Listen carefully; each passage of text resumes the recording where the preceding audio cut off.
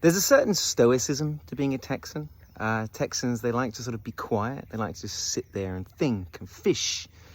And they're kind of like these deep sort of like pools of silence. Granted, give them a couple of drinks, they can be loud as anybody. But it's just this theory. I have the theory about Texans. And it's because observing misses. Like when we used to live in Phoenix, every now and again when she needed to think, or she needed to kind of just like, get her brain turned off, she'd do something that I found kind of weird. She'd drive around the 202, which is this big loop in Phoenix, basically like 100-mile loop, and she'd just drive round and around it while listening to music. And then she'd come home, and I'm like, what are you doing? It was weird to me. At least it was weird. Now, living in Texas, what's the one thing you spend all of your time doing? Is driving. Miles and miles and miles. And think about before cars were even invented, how many days or even like weeks it would take to ride across Texas. So this is kind of my theory.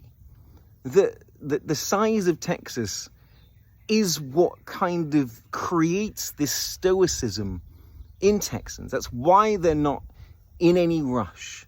It's why they're not like me, like blah, blah, blah, blah, blah, blah, just like sometimes speaking like a machine gun. They can just sit there and observe and watch and take their time, because that's what's required by living in Texas. What do you guys think? Drop in the comments, let me know.